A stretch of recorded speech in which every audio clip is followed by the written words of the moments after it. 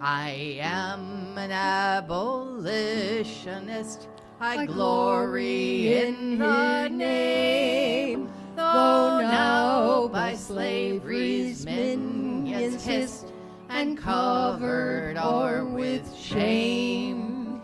It is a spell of light and power, the watchword of the free, who spurn it in the trial hour. A craven soul is he. I am an abolitionist, oppression's deadly foe. In God's great strength I will resist and lay the monster low. In God's great name I do demand to all be freedom given, that peace and joy may fill the land and songs go up to heaven.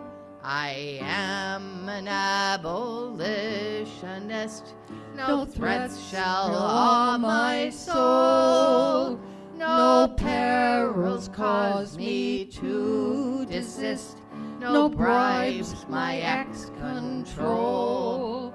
A free man I will live and die, in sunshine and in shade, and raise my voice for liberty, of naught on earth afraid. And raise my voice for liberty, of naught on earth afraid.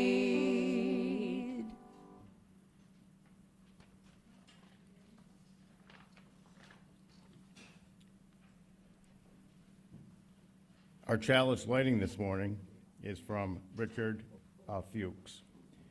May the light of truth illuminate our minds. May the spark of love set our hearts on fire. May the flame of freedom burn brightly within us, now and always.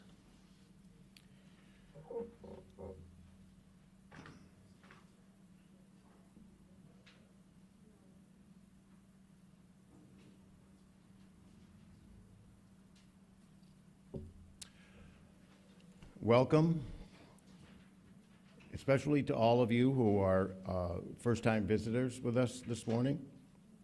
We have these, thanks. Bear with me, I'm going to be doing a lot of things up here today. That's the first one. Juggling, that is.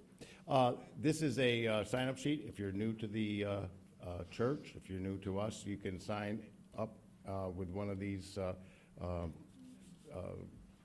clipboards in the back, and you'll receive a newsletter, which is very informative and something that we would like to share with you each week. So that's for newcomers.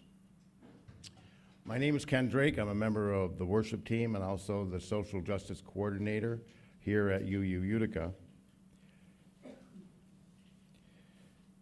Welcome to all of you. This is a church where all are welcome. All faith traditions, gender identities, doubts and convictions, sorrows and joys. Every part of your whole self is welcome here. If you are new to this congregation, we are glad that you have joined us, and we'd like to learn more about you. And if you so choose, filling out that information on the clipboard, you'll receive our newsletter.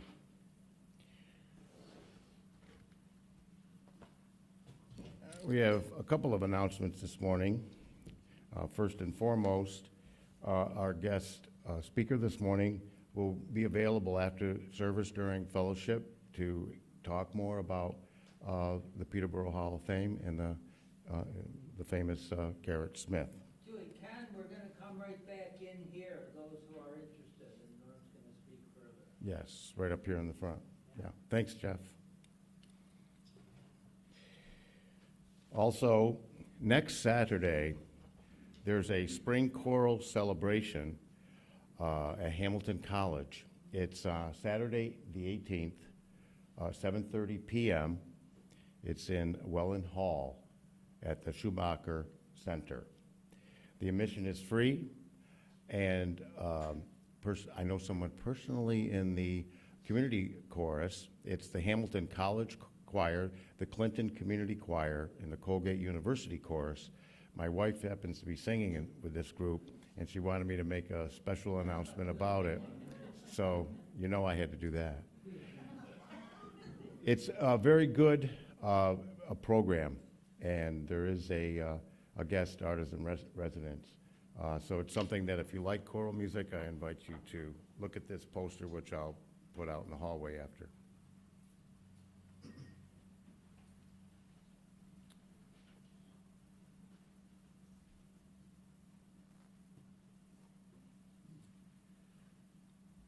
The opening words this morning are going to actually be a variety of bits of information.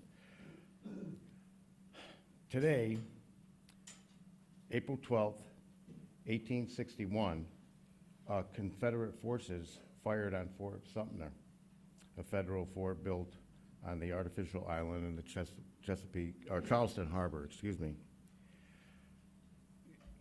When I read that this morning, I thought that was very interesting and very coincidental that we're here today to talk about the abolitionist movement.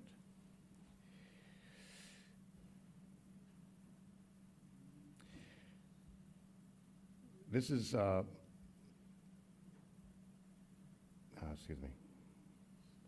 This is some information that is readily available to everyone.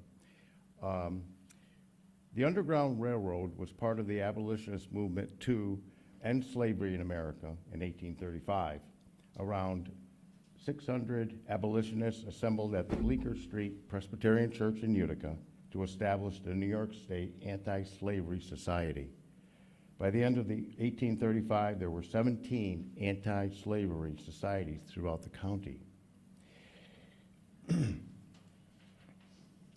People here and across the North sent hundreds of petitions to Congress protesting slavery, even though Congress had imposed a gag rule and refused to acknowledge the petitions to discuss slavery. Oneidians were prominent in the formation of the Liberty Party, a forerunner of Abraham Lincoln's Republican Party. Abolitionists in Oneida County worked closely with people from Peterborough, Syracuse, and Oswego to help freedom seekers find safety along the Underground Railroad. Both black and white Oneidians operated stations that linked central New York to the nation's Underground Railroad system.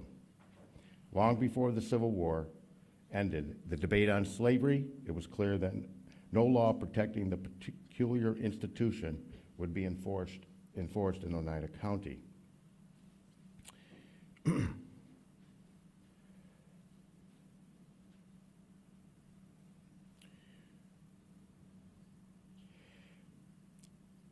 As for our faith, I think you all have heard me speak of, and perhaps you all know who Theodore Parker was. He was a famous Unitarian minister.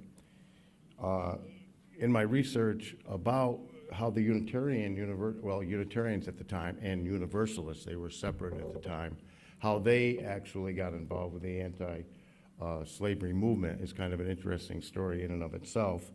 But according to what I found from UU World, in 1846, he became pastor, Theodore Parker, of a new congregation organized by his admirers, the 28th Congregational Society of Boston. He was so isolated within the Unitarianism that he had to preach his own installation sermon. Thousands, nevertheless, came to hear him on Sunday. He was one of the first American clergymen to endorse women's suffrage and the first to refer to God as both Father and Mother. He became the intellectual leader of the anti-slavery movement, opposed to slavery, the pro-slavery Mexican War, and took charge of the Boston movement to rescue fugitive slaves. So anti-slavery movement, the abolitionists, they kind of fit in with our theme of love and the values that we hold dear.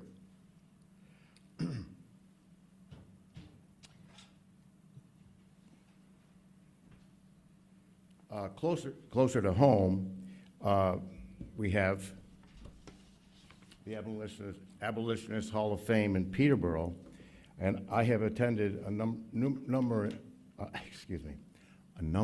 of events at that location. On one occasion, I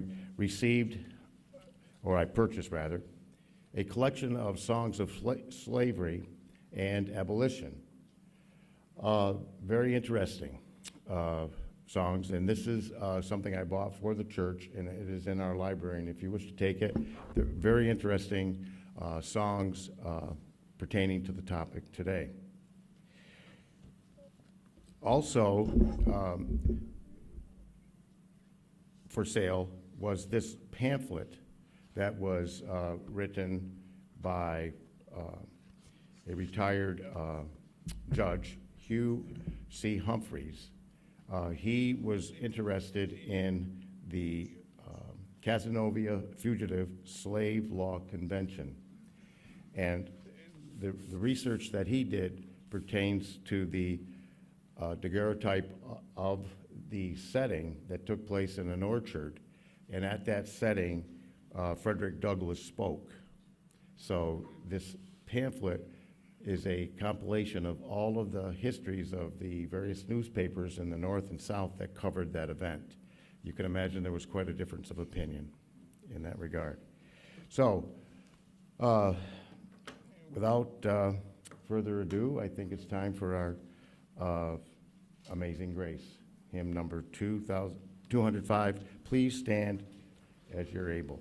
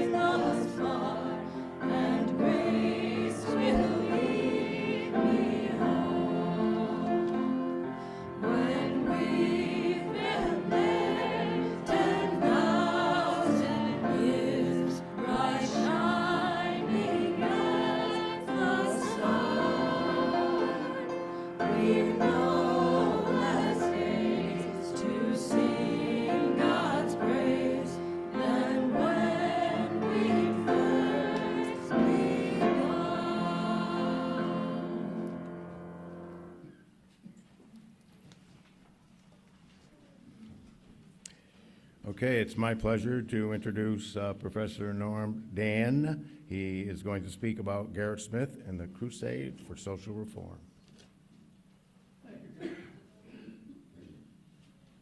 Thanks for the invitation. It's nice to be able to get out and meet new folks. And just as a note of interest, that song, Amazing Grace, is one that I requested that you have on your list today because it was written by a man named John Newton, who was, previous to his conversion to Christianity, a slave ship owner. And he made many trips back and forth from Africa to Americas with slaves and sold them. He then had a conversion and wrote that hymn.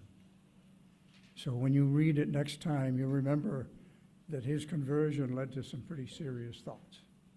A little bit about me. I know a lot of you folks don't know me, and I know some of you have seen me somewhere before, but let's see, I was in the Navy from 1958 to 1961. When I got out of the Navy, I was an aviation electronics technician in the Navy. Strange for what I ended up eventually doing. When I got out in 1961, I wanted to go to college in order to become a Christian minister. I was very serious about that. And I went to a small liberal arts college in West Virginia, Alderson Broadus College. And as you know, I'm sure many of you, a liberal arts curriculum opens your mind to things that you had never thought of before. And as I began studying a variety of different issues and topics, the world opened up to me with options that I had never even thought of. And the interest in becoming a Christian minister lasted about 1 year. And then I could see lots of other things that could be. And I had no idea what I wanted to do. I just floated around for years there, trying to figure out what it was that was going to become part of me. Eventually, and it was in my senior year actually, I decided I wanted to be a college professor because I loved people and I wanted to be involved with them in some way that was helpful, and that appeared to be a good option. And I had some excellent role models all around me of people who had been doing this for years. So I took a job in the SUNY system in the fall of 1966 in Morrisville. And I taught there at Morrisville College for 33 years and loved it, absolutely loved it. It was the perfect niche for me. And I loved the students, I loved the place. I worked there for 33 years and never had a bad day at work. Can any of you say something like that? Never. It was amazing. I just loved going over there to be there for the day and be with the students and work, and it was fun. Had a great time. I retired from Morrisville College in 1999. I have been retired for 27 years. And you're trying to figure it out, are you? Yeah, I'm 86, and I'm still moving and working, and love it. And I tell people when they ask me how old I am, I'm still climbing trees and dragging deer. You figure it out. I love bow hunting. It's a challenge, great challenge. But to get into the things we're supposed to do today, we're going to talk about, first of all, an interesting little tidbit came through in the emails that went back and forth with us in arranging this. The people that administer this, as you know, do a lot beforehand that you don't know about maybe. And one of the emails I got referenced the fact that this person would like to have a recommendation for a hymn, which I gave, to go along with my sermon. What? I said, if what you're looking for is a sermon, you better look for somebody else. I'm not about to try and tell people what to think or do. So in that, we're going to talk about the human rights movements that coursed through central New York in the 19th century. That's what's important. And I think it falls in line with your thoughts. I have had some significant contact with the UU Church in Barneveld. I've been there several times to help them. And their thoughts run along these lines, which is very encouraging to me, because I'm sure you realize much of the support that has come through, especially conservative Christianity, throughout the decades, has been in favor of things like bias and prejudice. And that's not part of what I feel here. So that's nice. And The story of the human rights movements in central New York involves, of course, Gerrit Smith. I'm sure you all know that, but the story does not start there. The story starts with Gerrit Smith's father, Peter Smith, hence Peterborough, named for him. Peter Smith was born in 1768, downstate in Rockland County near the village of Tappan. Some of you may be familiar with those areas, of Dutch ancestry. And as a young man, teenager, Peter Smith was working in a counting house, what we'd call an accounting firm, and he was making a pittance and didn't like that, and was looking around for something to do that would help him become wealthy. At the same time, as a teenager, he was interested in stage acting. And there were a couple of small theaters there in New York City, and he got some work there and met a colleague, an age mate of his that was also interested in stage acting, and they became business partners for the rest of their lives. They were together in some way, either physically or communicatively, for the rest of their lives. His friend's name was John Jacob Astor. Oh yeah, most people know something about that fortune. The Astor fortune and the Smith fortune were comparable, but not many people know much about the Smith fortune and what those folks did. And hopefully, if I don't get to this during this session, maybe the after session, you can ask these kinds of questions. Why don't we know more about the Smith fortune? Well, Peter Smith and John Jacob Astor decided that they would get involved in a very lucrative process at the time, which was the fur trade with Native Americans up here in upstate New York. They could get rich that way. And the way they operated it was that Astor stayed in New York City as the sales agent, and Peter Smith traveled up here to the Utica area and established a residence in what was Old Fort Schuyler at the time, the name, and developed what we would recognize, I think, as a chain of small stores. He had 3 of them in the Utica area, through which he traded with Native Americans for furs. He traded dry goods for furs, sent the furs down to New York City to Astor, and they sold them for huge profits. So these 2 young men began to get very wealthy early. And the fur trade business began to diminish in upstate New York around the early 1790s, and they had started it in 1787. So if you wanted to stay in the fur trade business in order to become wealthy, you had to follow it west, because the animals were running out here. So you had to go west with it, which Astor did. He followed the fur trade all the way to the Pacific Ocean. And there are places still named for him, Astoria and others, all the way out through. Peter Smith didn't do that. Peter Smith dropped out of the fur trade and got into land speculation with Native Americans. So did Astor. That's how they stayed together. They cooperated later on, and I won't get to that today, unless you ask me later, in land purchases and sales in other places in New York State other than central New York. But they did stay together as partners. But Peter Smith developed a good relationship with Native Americans through the fur trade. He learned their language and their culture. They liked him, which was difficult. Peter Smith was a very difficult person to like. By the way, I brought 4 books with me of those that I have written. One of is a bio of Peter Smith. So if you're interested in the land transactions and the sales and all that stuff, he's there. So is Gerrit, and some other bios of people who we'll be talking about here today. So Peter Smith gets involved in this land sales business and becomes more and more and more wealthy.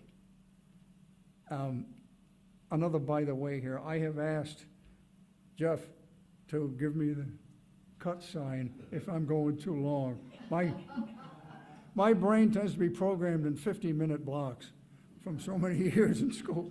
Anyway, Peter became very wealthy, and when his family began to grow up, the kids had a chance to go to college. Very rare in those days.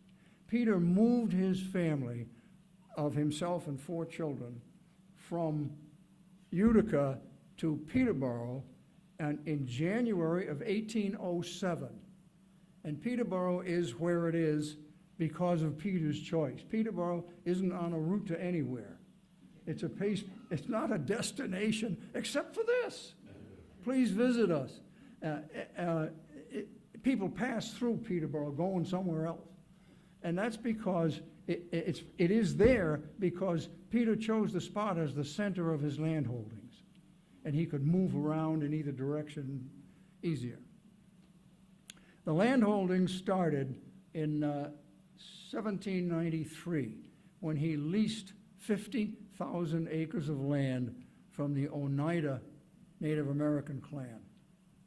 He leased it because at that time there were rules in New York State against selling Native American land to private owners.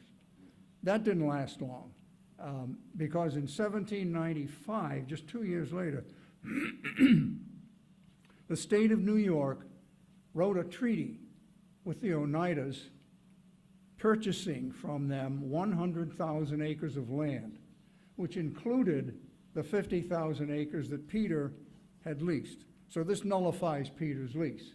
Well, what's he do now? If he wants to stay in the land business, he has to buy the land back from New York State. So he does. Then he's got title to it and can begin to sell it and increase his fortune. You got it? You with me there? All right. Problem number 1. The treaty that New York State wrote with the Native Americans in 1795 was illegal because it was against the U.S. Constitution, which had already been ratified, which specified that no state could write treaties with foreign nations. New York State did, knowingly, and got away with it. Why? I think I know the reason, but it's subjective. And that is that the discrimination against Native Americans at that time was so high. The bias was so hot. They were simply considered to be ignorant savages that need to be wiped out so that these better Northern European immigrants could simply take over the land. And they got treated horribly. And if you've ever read anything about the way the Native Americans were treated, you would be disgusted. Anyway, that's what happened. So the fact that Peter Smith had a title to land that was illegal was simply ignored. And he wasn't the only one. There were hundreds of land speculators doing very similar things all over the country, especially in the Northeast. So Peter begins to get quite rich selling this property. And when his children become of age to go to college, they can do that. Not many people went to college in those days. And certainly no women. Women, the intensity of discrimination against women was so high, they were simply considered to be domestic slaves. You got that? Yeah. They were supposed to be domestic servants, and their responsibilities were have children, raise the children, make the meals, wash the dishes, clean the floors, and for goodness sakes, be quiet. So they weren't even considered for college. Why would a woman need an education if that's all she's going to do? So they weren't even considered for it. So anyway, it was 1814. Gerrit Smith has the opportunity to go to college in Clinton, down the road, at Hamilton College, because Peter, his father, had a connection, a relationship with Samuel Kirkland, who's the founder, one of the founders of the college. So that's where he went, and Peter actually helped, which was very unusual for Peter. Peter didn't help much of anybody. He was not a philanthropist. We'll talk more about that maybe later.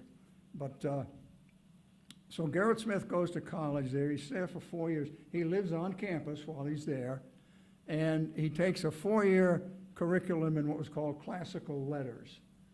I've looked at the curriculum. It's, for the time, it's somewhat like what you and I would recognize as liberal arts. It was a smattering of everything there is to know, and he did very well. He graduated on August 26th of 1818 as the valedictorian of his class of 10.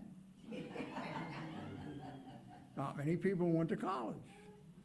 So he came home from living in Clinton on August 27th of 1818 with a dream. He wanted to go on in school, in college, and become an attorney. And he was serious about that. It's his dream. He wants to do this. He never did it. Why? He was certainly intelligent enough to do this.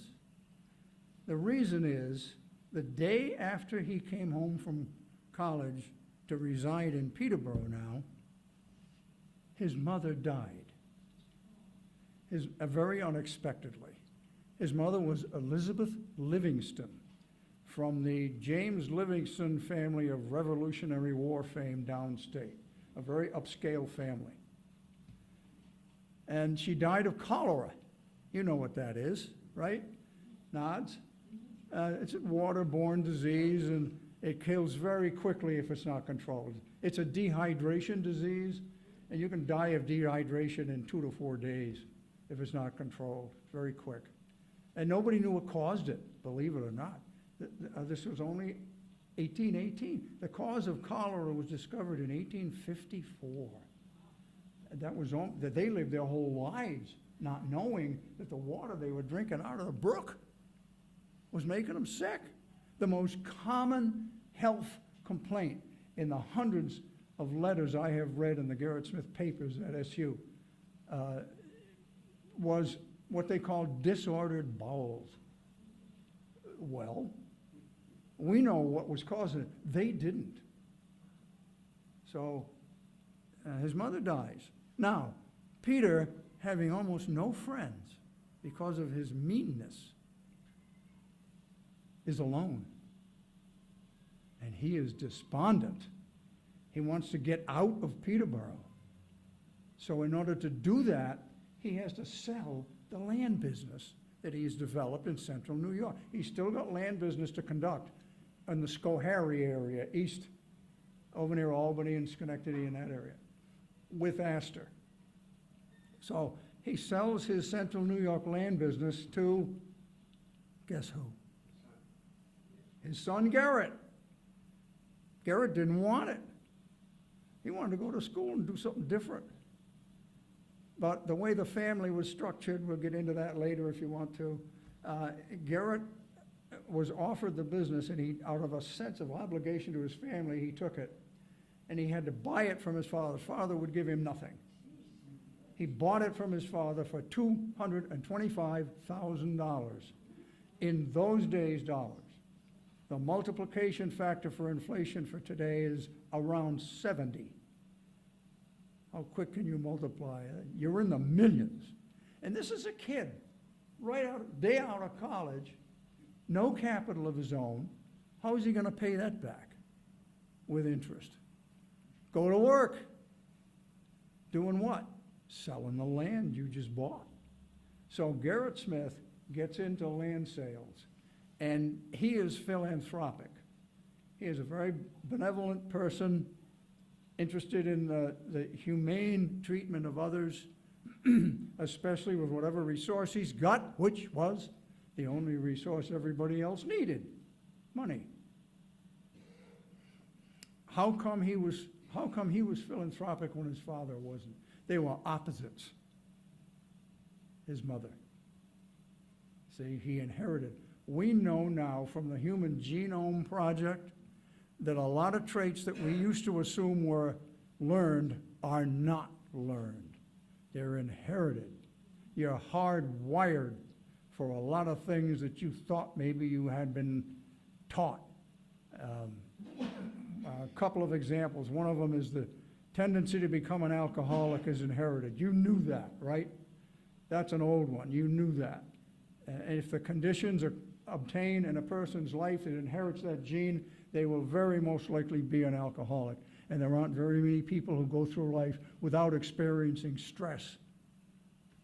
So that happens. Another one is sexual preference. We know now that that is inherited. People don't make choices to become straight or gay or whatever. It is hardwired in. And beginning to understand these things leads to some rather liberal thinking about folks compared to our past. Philanthropy is inherited also. Wow, how about that one?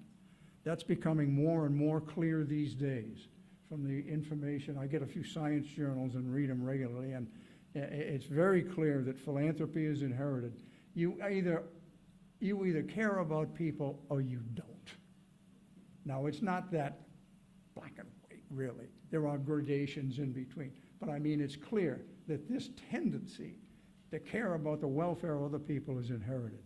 And it influences our political party behavior intensely, as I'm sure you're aware. So Gerrit now comes out of college, starts this business, selling land, and gets very rich very quickly. But he does not want the money. He said, "No, I'm not going to use it. I'm not going to let my family use it beyond their obvious needs." And he supplied his family well, as you can tell by looking at pictures of his old residence, which there's some in the books back there. They lived well, but not opulently. And the money, which involved millions of dollars, was given away. He wanted to help people who, as he put it, were in some way oppressed. You know what that means. You're being had by someone else, you're oppressed. Well, there were two categories of people at that time that came to mind immediately, and they are, of course, blacks and women, of course. So he becomes a major mover in these two human rights movements. How major? I have been able to trace in the papers approximately $1 billion of gifts that he gave away to people, most of them in those two movements. That's in our terms, our dollars. In our terms, Gerrit Smith was a multi-billionaire. And still, again, he didn't want the money. So he held it back and gave it away to people who were working in the human rights movements of both abolition and women's rights in order to lubricate the gears of change in those movements. So he had a huge effect on these kinds of things. And he lived his life as one who, like Jesus, he lived his life making examples to people who could become humane if they only followed these principles instead of something else. He started off in the abolition movement, as was read here in that 1835 meeting, as a moral suasionist, which is essentially preaching, like the Garrisonians in the Boston area, preaching to slaveholders to stop because you're sinning. You shouldn't be owning people. Well, that wasn't getting anywhere because nobody was listening. It didn't take Smith long to realize that. And he said, I got to get out of this and try something different. He was a practical thinker. The title of the biography of Gerrit Smith is Practical Dreamer. That's an intentional oxymoron. He was a utopian thinker about a peaceful and loving world, but at the same time a practical thinker. Very odd. But he had a good tendency to merge perceived opposites. You know, like he'd say black and white doesn't exist, everybody's gray, or things like that. So he was able to do this type of thinking and actually put it into work. And when the moral suasion process wasn't working, he decided to try a different tool. You gotta just, digging a hole with a shovel is not working, get something better. So he tried politics. Gerrit Smith was not a politician. I emphasize that highly. Well, people say, well, wait a minute, he went to Congress and served a term there. Yeah, but he did that against his will. He told people, don't nominate me and don't vote for me. I don't want to go. They elected him anyway. Shows you what people thought of him. His district was Madison and Oswego counties. Professor, Yeah. this might be a good pausing point here. It seems like we're just about to get into the heart of the crusade for social reform. Exactly. So perhaps after we conclude the service and get some coffee and cookies, we can get back to that, if that's okay. And in the meanwhile, if the choir can come up and join us for... Yeah, wait a minute. Go ahead.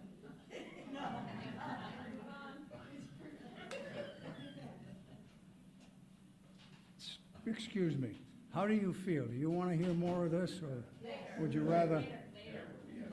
You tell me. I'll try to make it fast. Okay? He got involved in the abolition movement in politics, which he hated. His word, he detested politics. But he said, look, we live in a democracy. We elect anti-slavery politicians. They can write laws to abolish slavery, so let's get started. They started a new third party because the two major parties, the Whigs and the Democrats, were pro-slavery. Can't go there. So they started the Liberty Party in 1839 in Gerrit Smith's house in Peterborough. That's where the first meeting took place. It morphed over the next decade into what became the Republican Party, as you heard. There's a lot of stuff in between here to talk about, and the Republican Party nominated James C. Fremont for president in 1856. He was an old war horse. He didn't get many votes, but they didn't want to quit, so they tried again. In 1860, they nominated another not too well-known guy named Lincoln. Well, you know the story from there. Lincoln writes the Emancipation Proclamation in 1863. The 13th Amendment to abolish slavery comes around 1865. And the abolitionists, after working for 30 years to abolish slavery, are disgusted.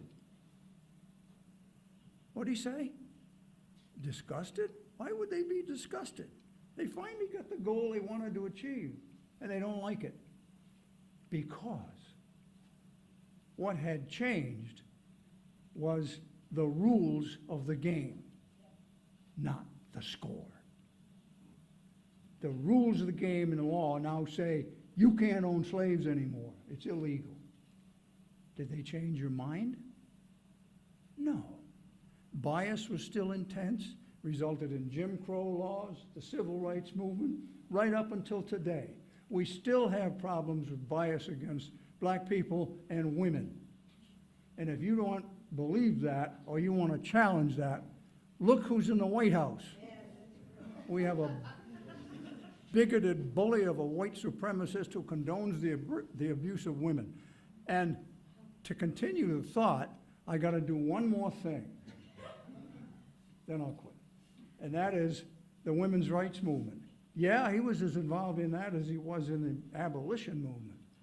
And how did that work? How did he get into that? In the 1830s, here's how it happened. There was a young woman in her teens who came to Peterborough to their home and visited them for months at a time in the summer for years. She writes about this in her own autobiography. And her name was Elizabeth Cady. What? Yeah, that one. Why would she be coming to Peterborough? What's going on there? Well, you remember Elizabeth Livingston? Gerrit's mother. Elizabeth Livingston had a sister, Margaret Livingston, who married Daniel Cady. Oh.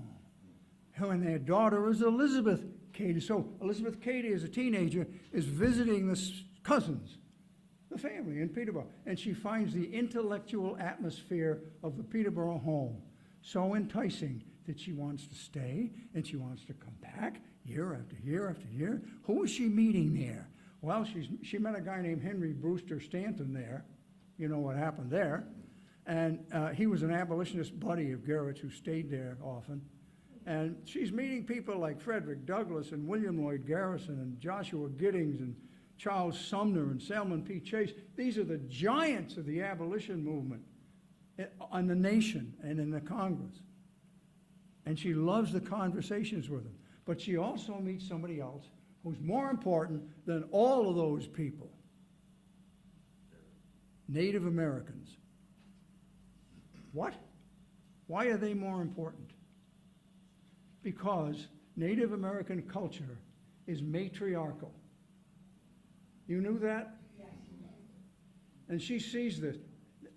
A matriarchal culture, the women have the economic and political power, not the men.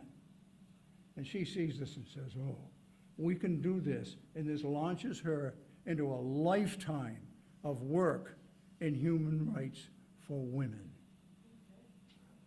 And there is a dual biography on the back table entitled Cousins of Reform that covers that issue. All right. Thank you.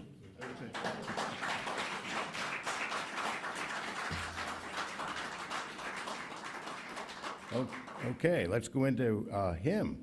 We Shall Overcome, a very appropriate hymn.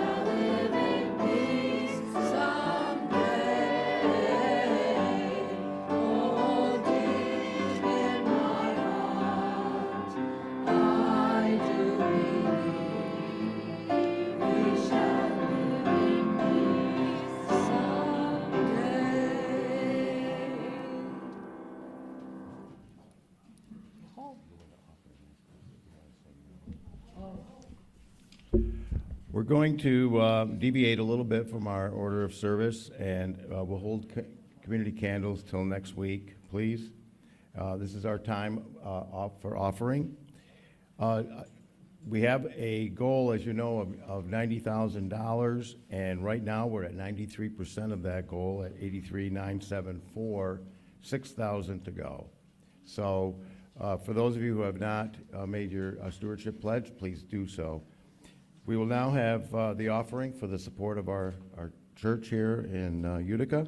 So during that time, Chris and Barb will sing our next Go Down Moses.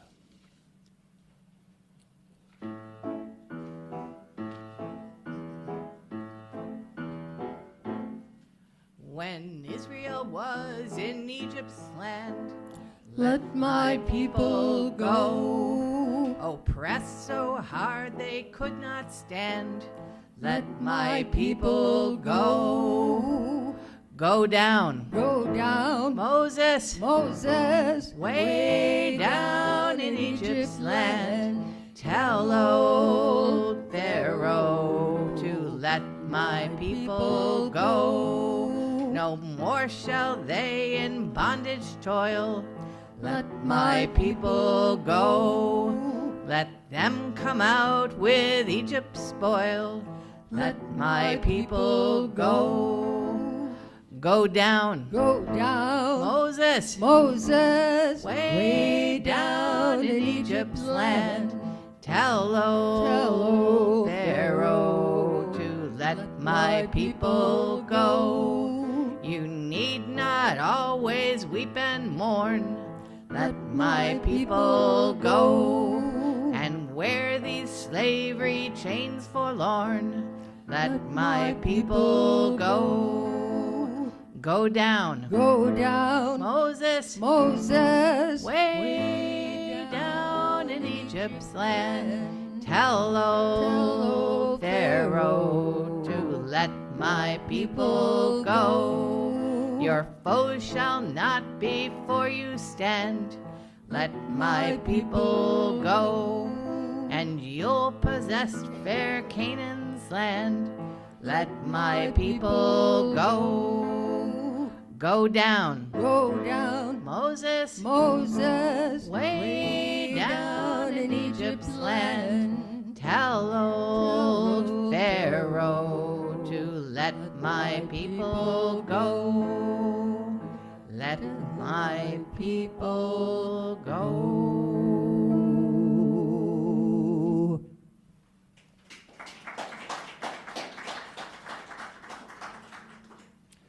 It's now time to extinguish the chalice. If you would read along, please, our extinguish the chalice words.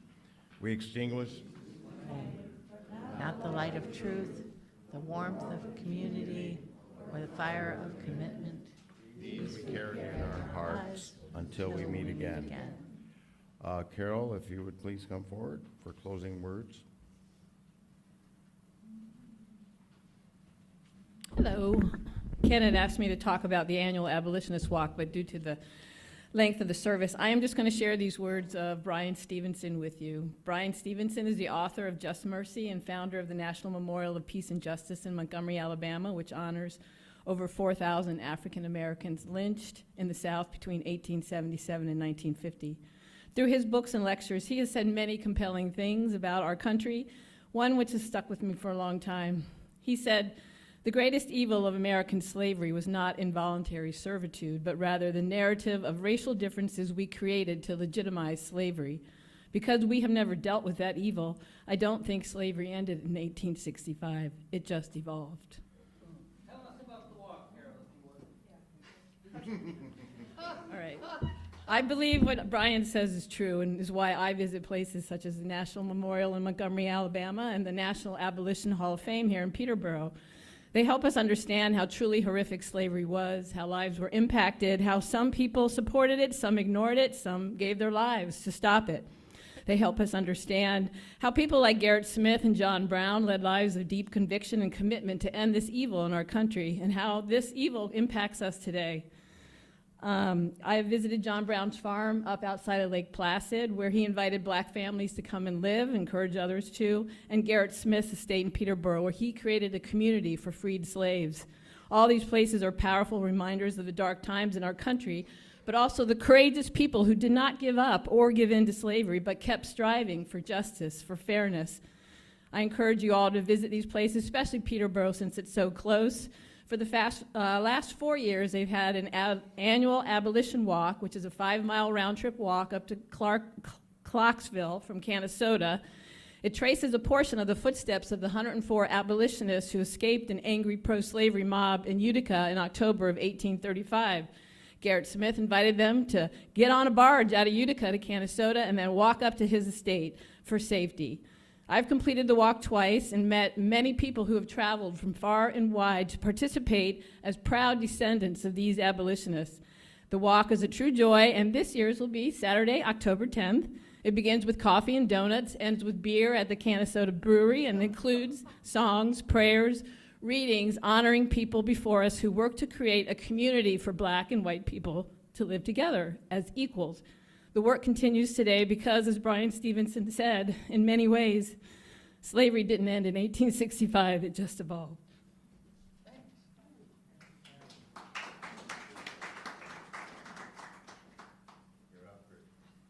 Are